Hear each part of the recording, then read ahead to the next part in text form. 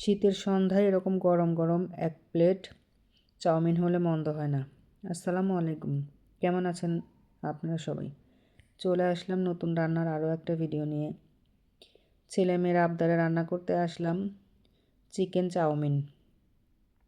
চাউমিনটা রান্না করার জন্য আগেই আমি মুরগির বুকের মাংস কেটে সব মশলা দিয়ে এটা ম্যারিনেশন করে রেখেছিলাম।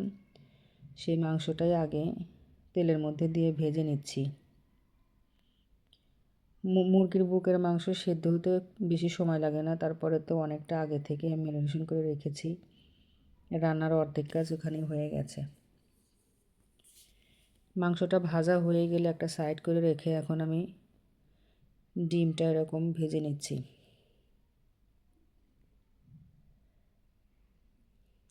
ডিমগুলো এরকম ঝোড়ো ঝোড়ো করে ভাজা হয়ে গেলে মাংস আর ডিম নেড়েচেড়ে মিশিয়ে সব কিছু এক সাইড করে নিয়ে এখন আমি পেঁয়াজ আর কাঁচামরিচ এক পাশে ভেজে নেব। অনেকেই নুডলস কিংবা চাউমিন রান্না করার সময় রসুন কুচিটা ব্যবহার করে। আমি কী জন্য যেন রসুন কুচি দিলে এগুলো খেতে পছন্দ করি না, রসুনের গন্ধ আমার কাছে ভালো লাগে না। এই কারণে আমি কাঁচামরিচ আর পেঁয়াজ দিয়ে নিলাম।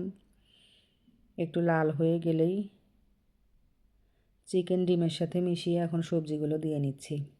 বয়েল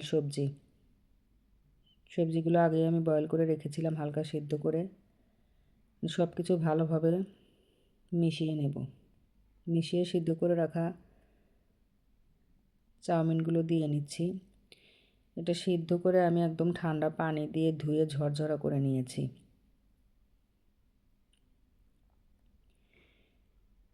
নেড়েচেড়ে সব সবজির সাথে ভালোভাবে মিশিয়ে নেব।